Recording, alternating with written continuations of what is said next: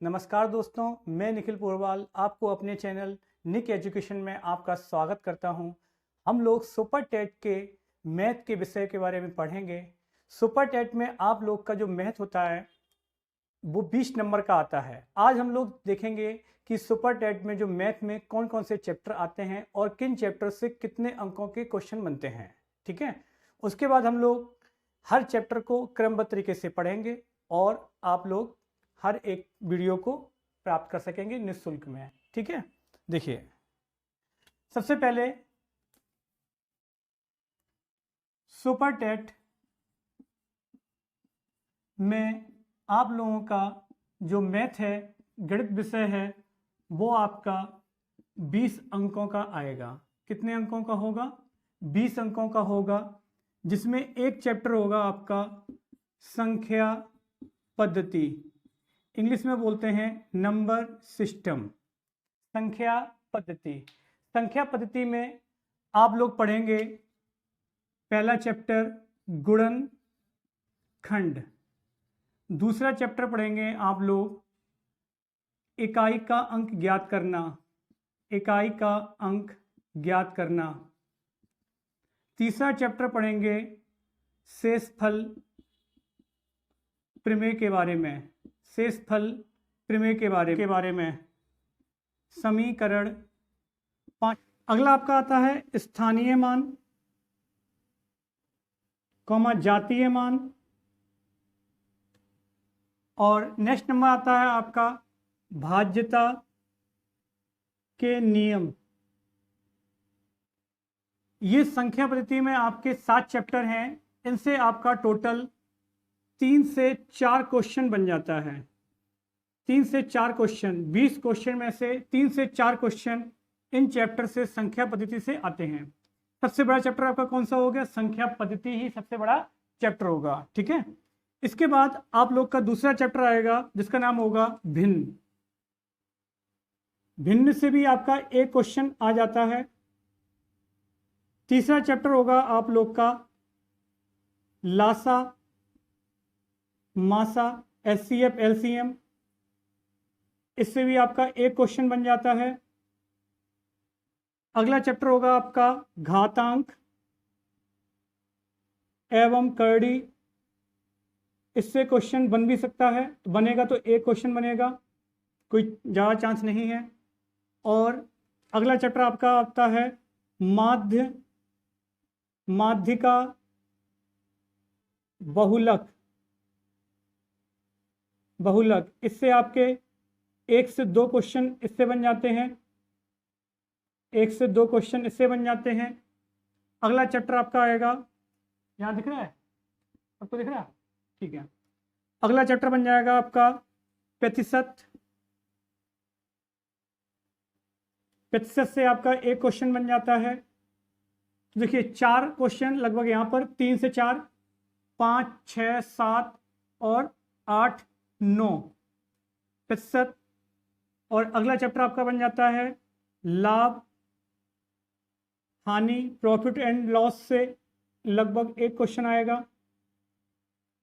अगला चैप्टर आपका बनता है लाभ हानि के बाद साधारण ब्याज, साधारण ब्याज, चक्रवृद्धि ब्याज, चक्रवृद्धि ब्याज, इनसे दोनों को मिलाकर एक क्वेश्चन बनने के चांसेस होते हैं, या तो साधारण ब्याज से आएगा या फिर चक्रवृद्धि ब्याज से आएगा। ठीक है, और आप लोग का बन जाएगा अगला चैप्टर होगा अनुपात समानुपात, अनुपात समानुपात। तो एक क्वेश्चन आपका अनुपात समानुपात से आ जाता है, ठीक ना। एक क्वेश्चन आपका चक्रवृद्धि ब्याज से आ जाता है, एक क्वेश्चन आपका भिन्न से आ जाता है, लासा और मासा से आपका एक क्वेश्चन बन जाता है, घातांक करड़ी से भी आपका एक क्वेश्चन बन जाता है, और 1 से 2 क्वेश्चन आपके माध्यिका से बन जाते हैं, परसेंटेज से एक क्वेश्चन आ जाता है, लाभ हानि से आपका एक क्वेश्चन आ जाता है। सबसे अधिक संख्या पद्धति से 3 से 4 क्वेश्चन आ जाते हैं। ठीक है ना। अगला चैप्टर आपका होता है लासा मासा के बाद बीजगणित, बीजगणित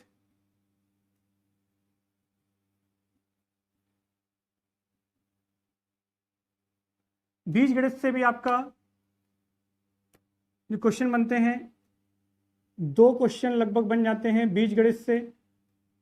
इसके बाद आप लोग का क्षेत्रफल,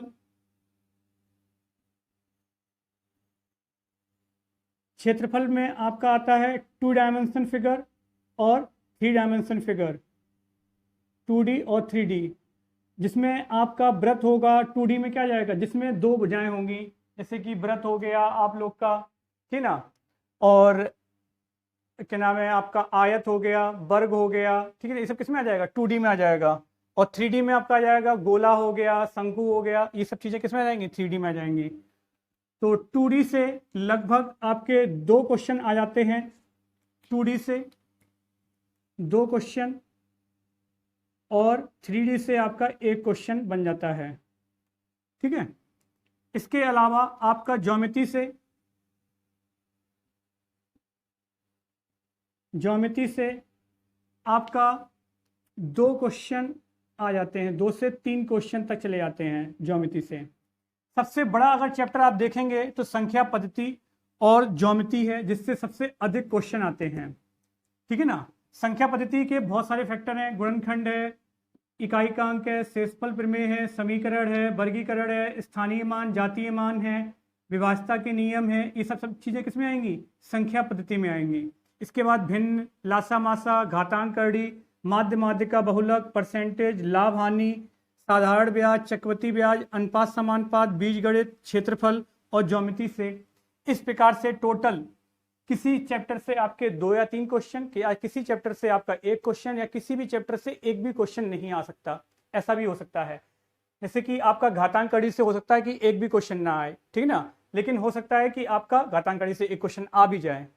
तो इन सभी में वेरिएशन होते हैं, लेकिन और सभी में लगभग क्लियर है कि भिन्न से 1 क्वेश्चन आएगा और सभी से 1 क्वेश्चन निश्चित है आना। लेकिन सबसे अधिक जो क्वेश्चन आएंगे वो संख्या पद्धति से आएंगे और आपका ज्योमेट्री से आएंगे, ठीक है। इन सभी चैप्टर को हम लोग क्रमबद्ध तरीके से हर एक चैप्टर को पढ़ेंगे। हमारा सबसे पहला चैप्टर जो होगा वो होगा गुणनखंड, हमारा जो सेकेंड लेक्चर होगा वो होगा गुणनखंड के बारे में, ठीक है ना। हर एक लेक्चर के आपको एक क्या नाम है वीडियो प्रोवाइड करेंगे हम लोग, ठीक है। आज के लिए इतना ही, और मिलते हैं अगले वीडियो में, चैप्टर की शुरुआत करते हैं अगले वीडियो से। तब तक के लिए धन्यवाद।